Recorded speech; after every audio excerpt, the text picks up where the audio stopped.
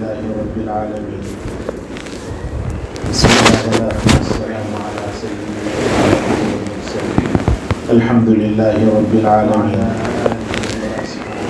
والصلاة والسلام على سيد الأنبياء والمرسلين وعلى آله وأصحابه أجمعين وعلى من تبعهم بإحسان إلى يوم الدين.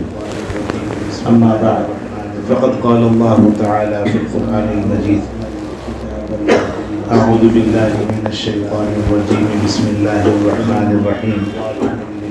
ثم أورثنا الكتاب الذين اصطفينا من عبادنا فمنهم ظالم لنفسه ومنهم مقتصد ومنهم سابق بالخيرات بإذن الله، ذلك هو الفضل الكبير. صدق الله مولانا العلي العظيم. محترم اور معزز سامعین اور بزرگوں، دوستوں، دینی بھائیوں،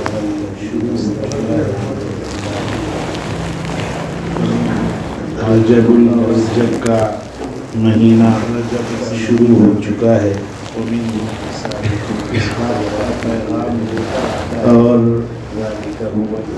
رجب کا مہینہ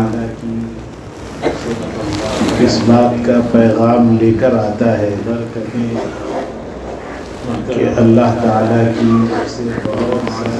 رحمتیں، برکتیں اور اللہ تعالیٰ کی طرف سے بہت سارے انعامات کو لے کر رمضان المبارک آنا چاہتا ہے، اور رمضان المبارک کی آمد کی مناسبت سے ہر شخص کو یہ پیغام دیتا ہے کہ آپ اپنے آپ کو پہچانیں، کہ آپ کا کیا مقام ہے، اللہ تعالیٰ آپ سے کیا چاہتے ہیں، آپ کیا کر رہے ہیں، کیا کرنا چاہیے. یہ ساری باتیں رجب کے مہینے میں چھپی ہوئی ہیں. زندگی جانور بھی گزار لیتے ہیں اور وہ لوگ جن کا اللہ کی ذات عالی پر یقین نہیں ہے وہ بھی گزار لیتے ہیں، مگر عقل مند اور سمجھدار انسان وہ ہے فکر مند رہے کہ جو کر رہے ہیں اپنے ہر عمل پر فکر مند رہے کہ میرا یہ کام ہے یا نہیں، جو کچھ میں کر رہا ہوں کیا یہ اللہ کو خوش کرنے والا ہے یا نہیں ہے. یہ ہر شخص کو سوچنے کی ضرورت ہے. رجب کا مہینہ آتا تو اللہ کے نبی صلی اللہ علیہ وسلم کے معمولات بدل جاتے ہیں. حضور اکرم صلی اللہ علیہ وسلم جو انتظار میں رہتے رجب کے آنے کی کہ رجب کب آئے گا، اور رجب آ جاتا تو پھر ہر دعا میں یا ہر دن کی دعاؤں میں ایک دعا حضور اکرم صلی اللہ علیہ وسلم یہ بھی فرماتے اللہم بارک لنا فی رجب، اے اللہ یہ جو مہینہ آیا ہے رجب اس میں برکت ڈال دیجیے، اور اس کے بعد آنے والا شعبان کا مہینہ اس میں بھی برکت ڈال دیجیے. کیا مطلب یہ ہے کہ یہ مہینے صحت کے ساتھ، سلامتی کے ساتھ، عافیت کے ساتھ خیر کے کاموں میں ہم کو استعمال کرتے ہوئے گزار دیجیے. اس لیے کہ اس کے بعد جو مہینہ آئے گا رمضان المبارک، اس میں آپ کی رحمتیں جوش مارتی ہیں اور مسلسل رحمتیں جو اترتی ہیں وہ رمضان میں اس سے محروم نہ ہو، اس لیے آپ یہ مہینوں میں برکت ڈال دیجیے۔ ہر کام اس میں بھی رسول اکرم صلی اللہ علیہ وسلم کا کوئی کام گناہ والا نہیں ہو سکتا، ہر کام جس سے اللہ تعالیٰ خوش ہوتے تھے وہی کرتے تھے خیر کے کاموں۔ اس کے باوجود حضور اکرم صلی اللہ علیہ وسلم رجب آتا تو ان کا شوق اور بڑھ جاتا تھا۔ اس میں اللہ تعالیٰ ہم نے خطبہ مسنونہ کے بعد جو قرآن کریم کی آیت پڑھی ہے اس میں اللہ تعالیٰ ارشاد فرماتے ہیں ثم اورثنا الكتاب الذين اصطفينا من عبادنا، پھر ہم نے وارث بنایا، ذمہ دار بنایا، مالک بنایا کتاب کا۔ ثم اورثنا الكتاب الذين اصطفينا من عبادنا، ان لوگوں کو جن کو ہم نے اپنے بندوں میں سے چن لیا۔ اور بڑھ جاتے ہیں، یعنی اللہ تعالیٰ فرماتے ہیں کہ اللہ کی جو کتاب ہے کہ قرآن یا اللہ تعالیٰ کی جو رحمتیں ہیں وہ رحمتیں اللہ اپنے بندوں کے لیے چن لیے ہیں۔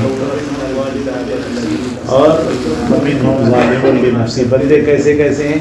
تین قسم کے لوگ ہیں سب۔ وَمِنْهُمْ ظَالِمٌ لِنَفْسِهِ، کچھ لوگ وہ ہیں جو گناہ پر گناہ کرتے رہتے ہیں، عام طور پر ہم سب اسی میں آتے ہیں کہ گناہ ہوا، توبہ کی توفیق ہوئی نہیں ہوئی، پھر دوسرا گناہ ختم ہوا نہیں، تیسرا گناہوں پر گناہ، نماز ایک نماز چھوٹ گئی اس کی فکر نہیں، دوسری پھر چھوٹ گئی، فکر ہوگی یہ قضا ہوگی اور آئندہ والی نماز کی ادا ہوگی، اور اگر فکر نہیں ہوگی جو گئی وہ تو گئی، قضا اس کی باقی ہے، پھر آنے والی جو نماز وہ بھی چھوٹ جائے، احساس ختم ہوتا جا رہا ہے، دینی کاموں میں نقص آ جائے، دینی کاموں میں کمی آ جائے۔ بزرگان دین کے واقعات پڑھنے سے معلوم ہوتا وہ لوگ روتے تھے اتنا، ایسے معلوم ہوتا کہ گھر میں کسی کا جنازہ ہو گیا، ایک نماز چھوٹ گئی، نماز پوچھنے والے پوچھتے کیا ہو گیا، کسی کا انتقال ہو گیا، ہچکیاں بن جاتی، کیا بات ہوئی، جیسے نماز چھوٹ گئی، سوتے ہوئے یوں ہی غفلت میں نہیں، ایسی مجبوری آ گئی اس بیماری کی وجہ سے موقع ان کو نہیں مل سکا، نماز چھوٹ گئی، قضا کر لی، مگر احساس ہے، شرمندگی ہے کہ کام آن ٹائم کرنا چاہیے تھا، کام نہیں ہو سکا، قرآن کریم کی تلاوت کرنا چاہیے تھا، نہیں کر سکے، دن بھر ملال، چہرے کے اوپر اداسی چھائی ہوتا، کیا بات ہو گئی، قرآن آج نہیں پڑھ سکا، مسواک کے چھوٹنے پر ملال ہوتا تھا، کوئی خیر کا کام چھوٹ جائے تو اس پر ملال ہوتا تھا۔ مان لیجیے کسی گروپ کے اندر 5-7 لوگ بیٹھے ہوئے ہیں، کسی ماننے والے نے آواز لگائی کچھ مجھے دے دیا جائے اللہ کے نام پر، ان میں سے ایک نے بڑھ کر مان لیجیے 10 روپیے 20 50 100 جو اس کی ضرورت تھی وہ اس کو دے دیا، دوسرے بیٹھے ہوئے یہ احساس کرتے تھے کہ ہم محروم ہو گئے، کہ ہم سے بازی لے گیا، ان کا جذبہ تھا۔ آج ہم کو موقع 1-2 نہیں، موقع پہ موقع ملتے جا رہے ہیں، مسواک کے چھوٹنے مگر فکر ہماری کم یا ختم ہو گئی، نماز کے چھوٹنے کا ملال نہیں، عبادتوں میں دل نہیں لگتا، منافق کا دل نہیں لگتا نماز میں، مسجد میں بے چین رہتا ہے، کہنے کو ہم سب اپنے آپ کو ایمان والا ضرور کہتے ہیں، اگر عمل اگر دیکھا جائے تو ہم سب منافقوں والے عمل کے ساتھ زندگی گزار رہے ہیں، عورتیں جانماز پر اگر بیٹھتی ہیں تو 5-7 منٹ کے اندر ان کا دھیان چولہے میں، ان کا دھیان بچوں میں، ان کا دھیان ٹی وی میں، ان کا دھیان چیزوں میں، ان کا دھیان پانی دنیا کے معاملات میں. 5-7 منٹ کی نماز کے لیے بھی جانماز پر اگر بیٹھتی ہیں تو ان کی یہ فکر ہے. اور ایمان والا کوئی مومن بندہ ہے مسجد کو جاتا دیر سے بےچین رہتا ہے اور نکلنا چاہتا بہت جلدی. یہ منافق کی علامت، منافق کا دل لگتا ہی نہیں مسجد میں. اور ایمان والا مسجد کے اندر سکون سے عافیت کے ساتھ. حدیث شریف میں اللہ کے نبی صلی اللہ علیہ وسلم نے ارشاد فرمایا ایمان والے اللہ تعالیٰ کے عرش کے سائے میں ہوں گے کل قیامت کے دن. وہ ایمان والے جو ایک نماز پڑھ لیے دوسری نماز کے انتظار میں ہیں. عصر میں نے پڑھ لی، مغرب کی نماز پڑھنا ہے مجھے، اور پڑھنا ہے کے لیے یا تو مسجد میں انتظار کرتا ہوا بیٹھے، بہت اعلیٰ درجے کی بات ہے. یہ نہ ہو سکے تو اپنے کام کے لیے گھر کو آ گیا، دکان کو آ گیا، جاب پر آ گیا، مصروفیات کے لیے آ گیا. وہ کام کر رہا ہے مگر اس کے ذہن میں یہ خیال مسلسل ہے کہ مجھے مغرب پڑھنا ہے جماعت کے ساتھ. پہلے سے اگر وہ پلان کرے گا تو پھر وہ جماعت سے نماز پڑھنے کے لیے اپنے آپ کو پریپیئر کرے گا، تیار کرے گا. اور حضرت نماز کے معاملے مولانا قاری امیر حسن صاحب رحمۃ اللہ علیہ بہت بڑے اللہ والے گزرے ہیں. وہ فرمایا کرتے تھے نماز کے معاملے میں کہ نماز کی آپ کی جو تیاری ہے وہ کیسی ہونی چاہیے. فرمایا نماز کی تیاری آپ کی ایسے ہو اذان سے پہلے آپ کا وضو ہونا چاہیے. جیسے مان لیجیے ہر مسجد کے اندر نماز کے اوقات متعین ہیں، ہر نماز کی فجر سے لے کر عشاء تک 5 نمازیں ہیں، 5 نمازوں کے اوقات متعین ہیں. فجر کا یہ وقت ہے، ظہر کا یہ ہے، عصر کا یہ ہے، مغرب کا غروب آفتاب کے فوراً بعد ہے، عشاء کا یہ وقت متعین ہے. تو حضرت فرمایا کرتے تھے کہ نماز کی تیاری کے لیے اذان سے پہلے وہ وقت آنے سے پہلے آپ باوضو ہو جانا چاہیے، یا کم از کم وہ وقت آنے سے پہلے طہارت سے وضو وغیرہ سے فارغ ہونے کی فکر تو شروع کر دینا چاہیے. اذان ہونے کے بعد اگر آپ جائیں گے وضو کرنے، ہو سکتا ہے طہارت خانے میں بھیڑ ہو سکتا ہے پانی نلوں میں نہ آ رہا ہو سکتا ہے مسجد میں جہاں آپ پہنچے وہاں پر آج کے لیے وضو خانے کے نل بند کر دیے گئے، کچھ بھی ہو سکتا ہے، سب پاسبلٹیز ہیں. تو فرمایا کہ آپ اذان سے پہلے اگر تیاری کریں گے تو اذان میں اور نماز میں عام طور پر 15 منٹ کا وقفہ دیا جاتا ہے سوائے مغرب کے. فجر میں بھی ایسے ہی ہوتا، ظہر میں بھی ایسے ہی، عصر میں بھی ایسے ہی، عشاء میں بھی ایسے ہی. آپ نے اگر تیاری تھوڑا پہلے شروع کر دی ایسی صورت میں آپ کی نماز جماعت کے ساتھ ہو سکتی ہے. ورنہ اذان سننے کے بعد اگر آپ طہارت کو جائیں گے اور اس کے بعد وضو کریں گے ایسی صورت میں 2 منٹ 5 منٹ 7 منٹ یہاں تک کہ آپ مسجد میں جب پہنچیں گے ہو سکتا ہے جماعت شروع ہو جائے. نماز تو مل گئی مگر نماز کی جو نورانیت ہے اور جو نماز کی جو برکتیں ہیں اور جو نماز کے اثرات ہیں وہ آپ کو نہیں مل سکتے. وقت سے پہلے اگر ہم تیاری کریں تو پھر ایسی صورت میں نماز کی برکتیں ملیں گی اور نماز کی برکتوں کی وجہ سے زندگی کے اندر تبدیلی آئے گی. اللہ تعالیٰ نماز کے فائدوں میں بیان فرماتے ہیں ان الصلاۃ تنہی عن الفحشاء والمنکر، کہ نماز انسان کو بے حیائی سے روکتی ہے، بری باتوں سے روکتی ہے. کیوں؟ اب آج اگر ہماری زندگی میں نماز کی وجہ سے تبدیلی نہیں آ رہی ہے مطلب یہ ہے کہ ہماری نماز وہ معیار کے مطابق نہیں ہے جو معیار اللہ چاہتے ہیں. اس لیے نماز کی فکر وقت سے پہلے کی جائے اور وقت سے پہلے اگر کرتے ہیں تو پھر نماز سے پہلے کی سنت بھی پڑھنے کا موقع ملے گا. نماز سے پہلے کی سنت بہت قیمتی ہے اور دیر سے جانے کے بہت سارے نقصان نقصانات میں نقصان یہ بھی ہوتا ہے جلدی جلدی کا وضو کرتے ہیں. جماعت اگر ٹھہر گئی تو جلدی جلدی کا وضو ہو. جلدی جلدی کے وضو میں ممکن ہے ایک بال کے برابر بھی کوئی حصہ خشک رہ جائے.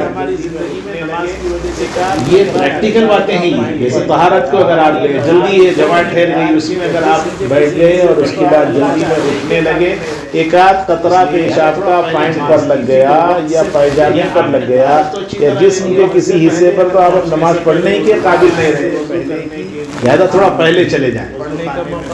یا آپ نے طہارت تو اچھی طرح لے لیا مسجد میں پہنچنے سے پہلے وضو کرنا ہے تو وضو کرنے کے لیے آپ وضو خانے میں پہنچے. رکعت حاصل کرنے کے لیے جلدی جلدی آپ نے وضو شروع کیا یہاں تک کہ ایک بال کے برابر کوئی جگہ خشک رہ گئی. کونی کا کوئی حصہ رہ گیا, ٹخنے کا کوئی حصہ رہ گیا, ٹھنڈی کا کوئی حصہ رہ گیا, پیشانی کا کوئی حصہ رہ گیا, وضو ہی نہیں ہوا آپ کا. جب وضو ہی نہیں ہوا تو آپ کی نماز شروع ہی نہیں ہوئی تو نماز کا اثر, نماز کے فائدے, نماز کی برکتیں آپ کی زندگی میں کیسے آ سکتی ہیں. اس نے فرمایا کہ نماز کی تیاری کے لیے اذان سے پہلے سے فکر کی جائے. اور جب آپ فکر کریں گے تو نماز سے پہلے کا وضو اچھا ہوگا, سنتوں کا موقع ملے گا. تو 5 منٹ خالی ہے تو 2-5 منٹ اللہ کے سامنے ہاتھ اٹھا کے کچھ مانگ کے دیکھیے پھر کیا کیا ملے گا. اس میں ہم لوگ دعا کرنا ہی نہیں جانتے, دعا ہم لوگ پڑھتے ہیں. اللہ نے مانگنے کا حکم دیا, پڑھنے کا حکم نہیں دیا. دعائیں ہم لوگ جتنی امام صاحب دعا کرتے ہیں امام صاحب بھی پڑھ رہے ہیں, ان کو بھی نہیں معلوم کیا پڑھ رہے ہیں بیچارے. بہت سارے ایسے ہیں جو دعا پڑھتے ہیں مگر ان کو اس کے میننگز نہیں معلوم یہ دعا کا کیا مطلب ہے. سمجھ کر ہم وہ بیچارہ امام بغیر سمجھے کے مانگا ہم نے آمین کہتی اللہ کی مہربانی اللہ اس کو بھی قبول کر لیتے ہیں. اگر سمجھ کر ہم مانیں گے تو کیا قبول نہیں ہوگی. ہم لوگ سمجھ کر 2 منٹ 5 منٹ پہلے اگر نماز کو چلے جائیں پھر بیٹھ کر کچھ اللہ کی طرف متوجہ ہو کر جب مانگیں 2 رکعت سنت کا موقع مل گیا سنت پڑھ لیجیے. کچھ نہیں خالی مسجد میں کچھ دیر بیٹھ جائیے پھر اس کے بعد اللہ کے سامنے بولیے اللہ صحت دیجیے, صحت ملے گی. اے اللہ برکت کی زندگی دیجیے, برکت کی زندگی ملے گی. اے اللہ سکون کی زندگی چاہیے, سکون ملے گا. امی ابا ہیں اے اللہ اماں ابا کا سایہ رکھیے, اماں ابا کو صحت دیں. اماں ابا گزر گئے اللہ ان کی مغفرت فرمائیے, ان کی مغفرت ہو جائے گی. اللہ تو دینا چاہتے ہیں. اجیب دعوت الداعی اذا دعان. اللہ نے اپنا تعارف کروایا کہ میں وہ ہوں جو ہر پکارنے والے کی پکار کو سنتا ہوں, خالی سنتا نہیں ہوں قبول کرتا ہوں. وَلْيَسْتَجِيبُوا لِي وَلْيُؤْمِنُوا بِي لَعَلَّهُمْ يَرْشُدُونَ. اللہ فرماتے ہیں جو مانگو دیتا ہوں. عَلَيْكَ الدُّعَاءُ وَعَلَيَّ الْإِجَابَةُ. تمہارے ذمہ مانگنا ہے, مانگتے رہو. قبول ہم کرنے والے ہیں, قبول کرتے رہیں گے. جو قبول فوراً کرنا ہے فوراً کریں گے, جو چیز بعد میں قبول کرنا ہے بعد میں کریں گے, مگر ہم اپنا کام کرتے رہیں گے. تو مسجد کے اندر کچھ دیر زیادہ بیٹھنے کی عادت ڈالیں. بے چینی والی زندگی میں مسجد میں 5-7 منٹ پہلے 10 منٹ پہلے پہنچنے کی عادت ڈالیں. رجب کا مہینہ ہم کو یہ سبق دینے کے لیے آیا. رجب بہت ساری چیزوں کے لیے آیا ہے. لوگ رجب کو صرف رسم و رواج کا مہینہ سمجھتے ہیں. کھانے پینے کا شوق انسان کا ہے اس لیے کھانے پینے کی چیزوں سے اس کو جوڑ دیتے ہیں. رجب کا مہینہ آیا تو کنڈوں کے بارے میں رواج بنا ہوا ہے کہ کنڈوں کی دعوت ہونی چاہیے اور گھروں کے اندر باضابطہ اہتمام سے کنڈوں کی دعوت ہوتی ہے جس میں پوریاں بنائی جاتی ہیں, کھیر بنائی جاتی ہے. کھاتے ہیں اور سمجھتے ہیں یہ ایک سنت ہے حالانکہ بدعت ہے. 22 رجب کو گھروں میں پوریاں بنانا, کھیر بنانا, مخصوص لوگوں کو بلا کر دعوت کرنا بدعت ہے. اور اللہ کے نبی صلی اللہ علیہ وسلم نے ارشاد فرمایا من احدث فی امرنا او فی دیننا فهو رد. کوئی شخص دین میں کوئی بات ایڈ کرے, ایجاد کرے, شامل کرے اور وہ دین میں نہ ہو تو وہ مردود ہے، وہ بات قبول کرنے کے قابل نہیں ہے، اس لیے اس کو نکال لیجیے۔ ابا کرتے تھے، امی کرتے تھے، ابا اماں بیچارے اللہ ان کو معاف فرمائے، وہ غلطی کیے بول کر آپ غلطی مت کیجیے۔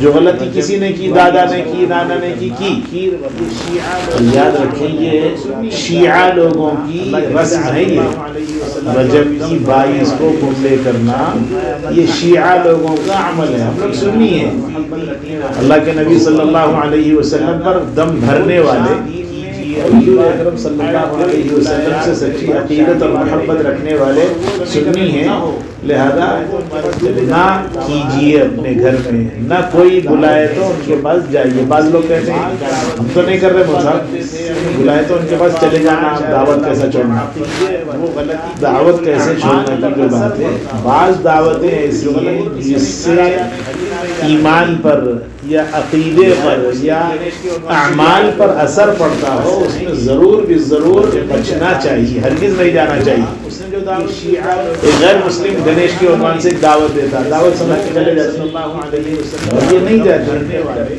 کیوں؟ اس نے جو دعوت دی اس دعوت میں کوئی خرابی ہے؟ جواب یہ ہاں خرابی ہے۔ جیسے وہ غیر مسلم کی گنیش کی دعوت میں شرکت کرنا گناہ ہے، یہ کنڈوں میں جانا یہ بھی گناہ کا کام ہے۔ بڑھتا کیسے ہے؟ زندگی کٹتی جا رہی، ایک سال کم ہوتے جا رہا ہمارا۔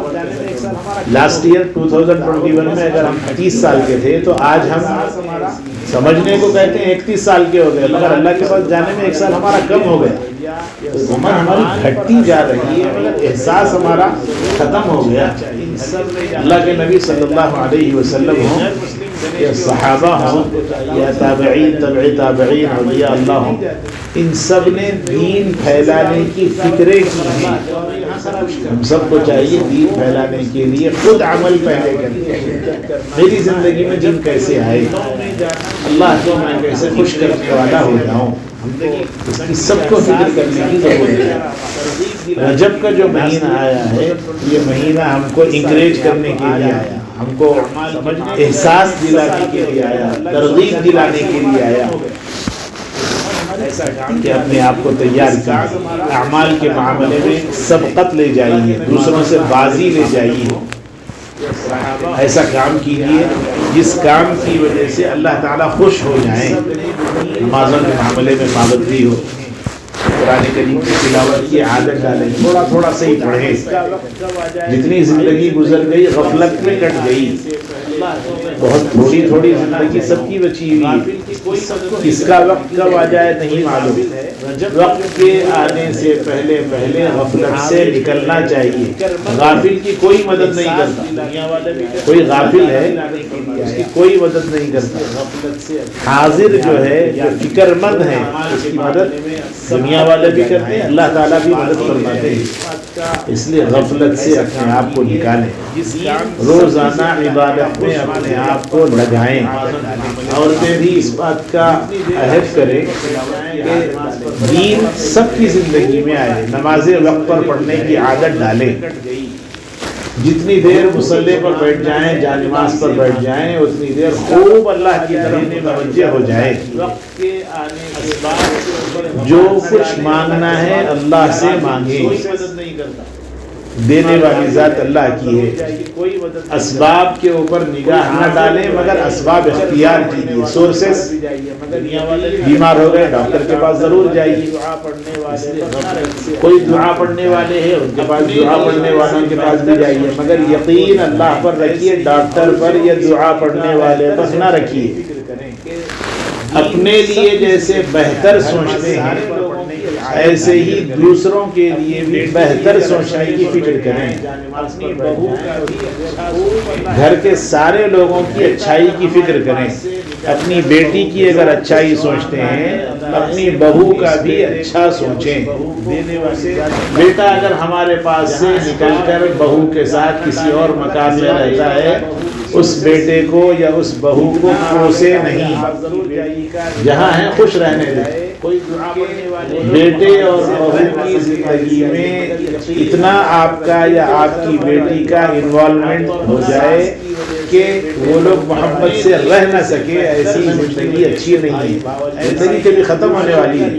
عام طور پر ساس کی وجہ سے بیٹے بہو میں لڑائیاں، نند کی وجہ سے بھائی بھاوج میں لڑائیاں، معاشرے کا رواج ہے۔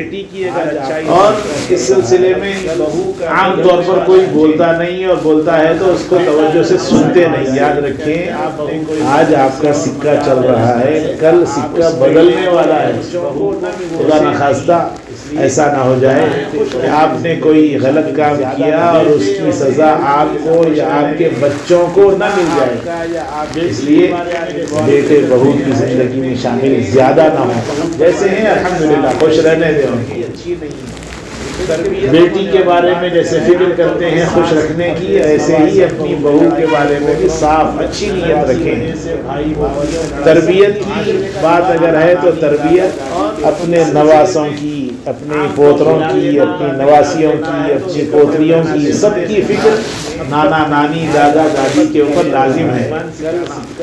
کھلا دینا، پلا دینا، اچھے کپڑے پہنا دینا، اس کا نام محبت نہیں ہے۔ محبت یہ ہے ان کو ایمان سکھانا، محبت یہ ہے اللہ کا تعارف کروانا، محبت یہ ہے کہ ان کو دین کی محبت ان کے دلوں میں ڈالنا۔ رسول اکرم صلی اللہ علیہ وسلم کے قصے ان کے سامنے سنانا، صحابہ کی جو قربانیاں ہیں وہ قربانیاں ان کے سامنے سنانا، یہ ساری چیزیں محبت کی علامتیں ہیں۔ حدیث شریف میں ہے، اللہ کے نبی صلی اللہ علیہ وسلم نے ارشاد فرمایا، ماں باپ کی طرف سے، ماں باپ میں نانا نانی بھی آتے، ماں باپ میں دادا دادی بھی آتے، اور ماں باپ میں حقیقی ماں باپ بھی آتے، تینوں کے تینوں ہے وہ حدیث شریف کا مطلب۔ ماں باپ اپنے بچوں کے لیے کوئی اچھا تحفہ دینا چاہیں تو سب سے بہترین تحفہ دین کی محبت ان کے دل میں ڈال دینا ہے۔ دین کے یہ فائدے ہیں، دین سے دور ہونے کے یہ نقصانات ہیں، ایمان کا یہ فائدہ ہے، بدعملی کا یہ نقصان ہے، اچھے عمل کرنے کا یہ فائدہ ہے، قرآن پڑھنے کا یہ فائدہ ہے، نماز پابندی سے پڑھنے کا یہ فائدہ ہے، خیرات کرنے کا یہ فائدہ ہے، بخل کرنے کا یہ نقصان ہے، حسد یہ نقصان دہ چیز ہے، زبان کو غلط کاموں میں استعمال نہیں کرنا چاہیے، وقت اللہ تعالیٰ کی طرف سے امانت ہے، اس کا صحیح استعمال کرنا چاہیے۔ یہ باتیں بچوں کو ماں باپ بچپن میں سکھائیں، نانا نانی اپنے نواسوں کو سکھائیں، دادا دادی اپنے پوترے پاتریوں کو سکھائیں، ماں باپ اپنے بچوں کو سکھائیں۔ یہ فائدہ ہے، یہ نقصان ہے۔ بچے کے سامنے آگ ہو، بچہ اس کی طرف جاتا ہے تو ماں باپ ہو، نانا نانی ہو، دادا دادی ہو، روکتے ہیں، اس لیے کہ نقصان ہے۔ اللہ فرماتے ہیں کوئی بچہ بددین ہو رہا ہے، دین سے بھاگ رہا ہے، نمازوں سے بھاگ رہا ہے، اس کو پکڑ کر احساس دلائے، بیٹا نماز پڑھنا، بیٹا یہ کام غلط ہے، نہیں کرنا چاہیے۔ کیوں؟ اللہ تعالیٰ فرماتے ہیں یا ایھا الذین آمنوا قوا انفسکم واہلیکم نارا، اے ایمان والو اپنے آپ کو آگ سے بچاؤ اور اپنے گھر والوں کو بھی بچاؤ۔ یعنی گھر والوں میں بیوی ہے، بچے ہیں، سارے لوگ اس کے اندر آ گئے۔ کون سی آگ؟ وقودها الناس والحجارہ، جس کا ایندھن لوگ بھی ہیں، پتھر بھی ہیں، لکڑیاں بھی ہیں، چیزیں بھی ہیں، سب کے سب اس میں جلنے والی ہیں۔ وقودها الناس والحجارہ علیہا ملائکۃ غلاظ، اس کے اوپر سخت طاقتور فرشتوں کو اللہ تعالیٰ نے مقرر فرمایا ہے۔ لا یعصون اللہ ما امرہم، جس بات کا اللہ تعالیٰ ان کو حکم دیتے ہیں وہ کرتے ہیں، نافرمانی نہیں۔ اور اس کے بعد وَيَفْعَلُونَ مَا يُؤْمَرُونَ، جس بات کا حکم دیا جاتا ہے وہ کرتے ہیں۔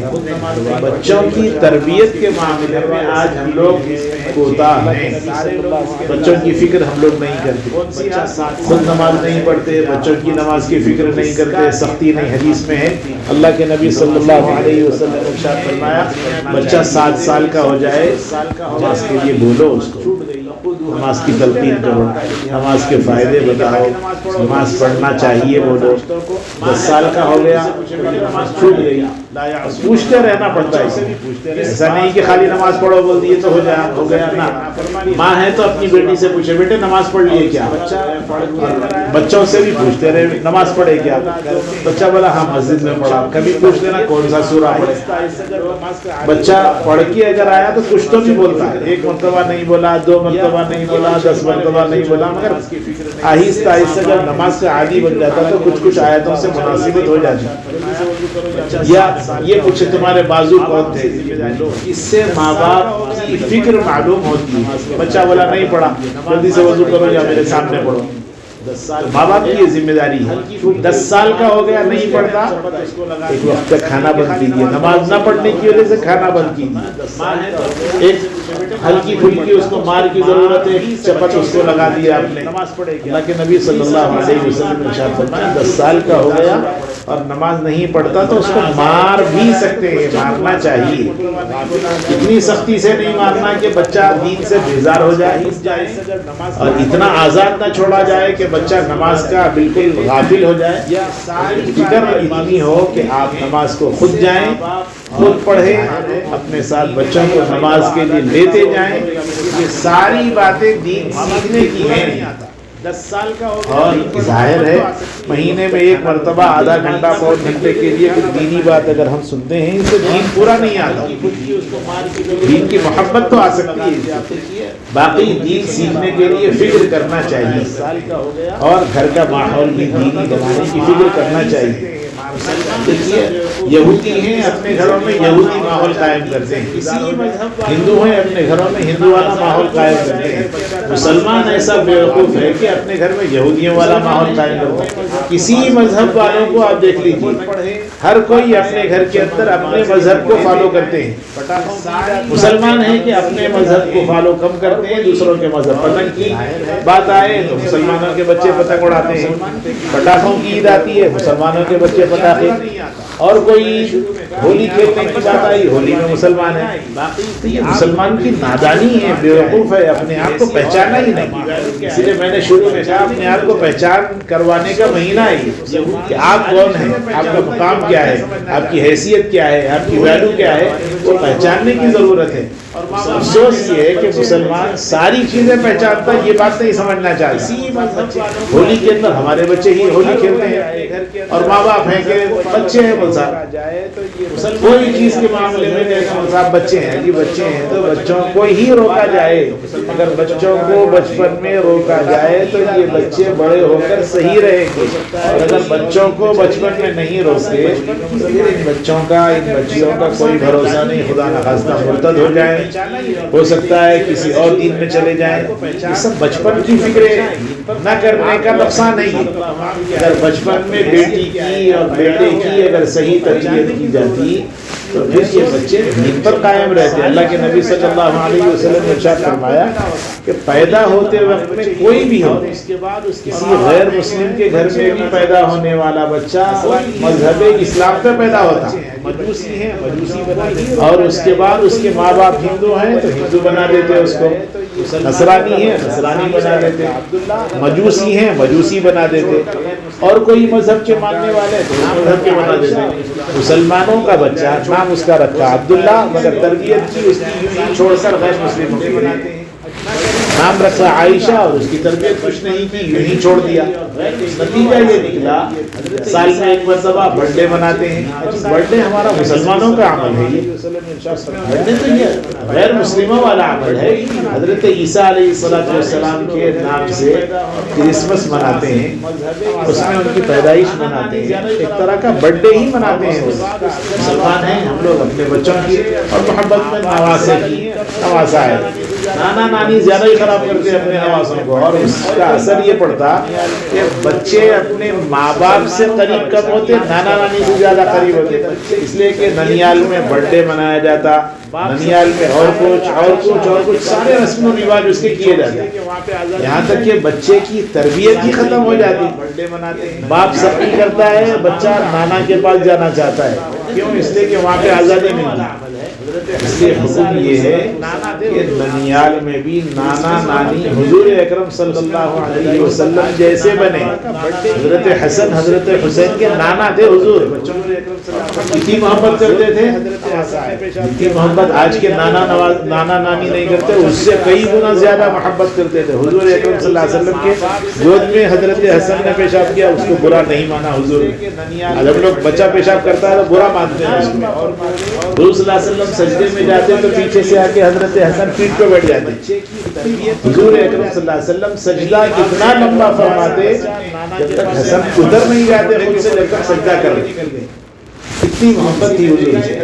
کہیں نکل رہے ہیں، نواسا حسن نے حسین نے آواز دے دی تو مونڈے کے اوپر بٹھا لیا اور لے کے نکل گئے. کسی نے دیکھا ایک حدیث میں اللہ کے نبی صلی اللہ علیہ وسلم سے فرمایا کیا بہترین سواری ہے. حضور کے بارے میں فرمایا کیا بہترین سواری ہے. حضور نے فرمایا سوار بھی بہت بڑا ہے، یعنی سواری حضور ہے نا.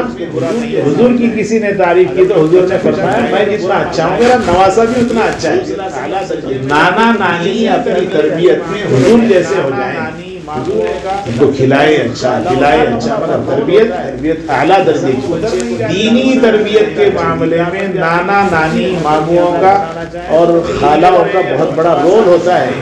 اگر وہ بچے کو دیندار بنانا چاہیں بچے دیندار بن جاتے ہیں، بچے اگر دنیا دار بنانا چاہیں تو بچے دنیا دار بن جاتے ہیں. رجب کے مہینے سے اپنے آپ کو چینج کرنے کا ایک اللہ تعالیٰ نے موسم عطا فرمایا. رجب دیکھتے دیکھتے گزر جائے گا، دیکھتے دیکھتے شعبان گزر جائے گا. اس میں روزانہ کی دعاؤں میں اپنی زبان میں اللہ یہ مہینے میں برکت ڈال دیجئے، صحت کے ساتھ یہ مہینہ گزار دیجئے. شعبان آیا، اللہ یہ مہینہ بھی خیر عافیت سے، امن سے، سلامتی کے ساتھ، صحت سلامتی کے ساتھ گزار دیجئے. کیوں؟ وَبَلِّغْنَا رمضان، اس لیے کہ اس کے بعد جو مہینہ رمضان آئے گا وہ برکتوں کا، رحمتوں کا، رات میں دن میں ہر وقت اللہ کی رحمتیں. پھر شروع کے 10 دن اس کی رحمت کے، دوسرے 10 دن مغفرت کے، تیسرے 10 دن جہنم سے آزادی کے. یہ اتنی قیمتی راتیں اور اتنے قیمتی دن آنے والے ہیں، اللہ یہ کسی طرح برکت کے ساتھ یہ گزار دیجیے. رمضان آئے تو روزوں کے قابل رکھیے، رمضان آ گئے تو تراویح کے قابل رکھیے، رمضان آ گئے تو صدقہ خیرات کرنے کے قابل رکھیے، رمضان آ جائے تو اللہ کے راستے میں زکوٰۃ صدقہ دینے کے قابل رکھیے. اس طرح کی دعاؤں کے ساتھ یہ 2 مہینے گزارنا ہے. پھر اس کے بعد جب رمضان آئے تو خوب عبادت کرنا. اللہ کے نبی صلی اللہ علیہ وسلم کی نیند بدل جاتی تھی. روزانہ شوال سے، شوال، ذی-قعدہ، ذی-الحجہ، محرم، صفر، ربیع الاول، ربیع الثانی، جمادی الاولیٰ، جمادی الثانیہ، یہ 9 مہینے حضور اکرم صلی اللہ علیہ وسلم عشاء کے بعد سوتے تھے، فجر سے 1 گھنٹہ پہلے اٹھتے تھے. رجب آ گیا، حضور اکرم صلی اللہ علیہ وسلم عشاء کے بعد بھی عبادت کرتے تھے اور اس کے بعد سوتے تھے. عام دنوں میں عشاء بعد سو جاتے تھے، رجب میں عشاء کے بعد عبادت کر کے سوتے تھے اور پھر فجر سے 2-3 گھنٹے پہلے اٹھ جاتے تھے. کیوں؟ تاکہ خوب اللہ کو منائے، رمضان کے آنے سے پہلے اس کا استقبال کیا جائے. رجب کے مہینے، شعبان کے مہینے میں نیند کم ہو جاتی تھی، یہاں تک کہ 3 گھنٹے 4 گھنٹے سوتے تھے، باقی پوری عبادت. رمضان آ جاتا تو پھر رمضان میں سونا ہونا کچھ نہیں، بس عبادت ہی عبادت. حضرت عائشہ کہتی ہیں اللہ کے نبی صلی اللہ علیہ وسلم اپنی کمر کو کس لیتے تھے، یعنی بالکل ایکٹیو ہو جاتے تھے کہ اب صرف عبادت ہی عبادت کرنا ہے، ایسی فکر کی جائے. حضور اکرم صلی اللہ علیہ وسلم رجب سے روزوں کا بھی معمول بنا لیتے تھے. پریکٹس کرنا ہے رمضان کی ابھی سے کہ میں رمضان میں روزہ رکھ سکتا ہوں. نہیں، شوگر ہے مجھے بی پی ہے، مجھے ہارٹ کا مرض ہے، مجھے سائنس ہے، مجھے فلاں ہے. بیماریاں بہت ساری آ گئی ہیں تو بیماریوں سے پہلے آپ روزہ رکھ سکتے ہیں، وہ ابھی شروع کیجیے. 1 دن روزہ رکھیے، 2 دن چھوڑیے. 1 دن روزہ رکھا، 2 دن چھوڑا، 1 دن روزہ رکھا، 2 دن چھوڑا. اس طرح سے رجب کے مہینے میں 10 روزے آپ کے آرام سے ہو سکتے ہیں. شعبان میں آئے تو پھر 1 دن روزہ رکھیے، 1 دن چھوڑیے، آلٹرنیٹ ڈے. آج روزہ رکھا، کل چھوڑیے، پرسوں روزہ رکھا، پھر چھوڑیے. اس طرح سے رمضان میں 15 روزے آپ کے ہو جائیں گے. اب سے اگر آپ کوشش کریں تو رمضان سے پہلے آپ کے 15 ادھر 10 ادھر 25 روزوں کی پریکٹس آپ کی رمضان میں آپ کے لیے بڑی سہولت کا باعث ہوگا. کرنا چاہیں بہت آسان ہے، نہ کرنا چاہیں بہانے ہزار ہیں، اس لیے اللہ تعالیٰ کی طرف متوجہ ہونا، اللہ سے مانگنے کی ضرورت ہے۔ اللہ تعالیٰ اپنا فضل فرمائے ہم سب پر، ہمارے گھر والوں پر، اور سب کو صحت سلامتی عافیت کی زندگی نصیب فرمائے۔ رجب کا مہینہ اور شعبان کا مہینہ برکت کے ساتھ صحت سلامتی عافیت کی حالت میں سب کا گزر جائے، اور اس کے بعد رمضان المبارک جب آئے تو رمضان المبارک میں ہم سب کو اللہ تعالیٰ اپنا فضل اور اپنی مہربانیوں سے مالا مال فرمائے۔ برکتیں اور عافیت کی جو زندگی اللہ تعالیٰ اپنے نیک بندوں کو دیتے ہیں، اللہ تعالیٰ اپنے فضل سے ہم سب کو مالا مال فرمائے۔ جو کچھ کہا اور سنا گیا ہے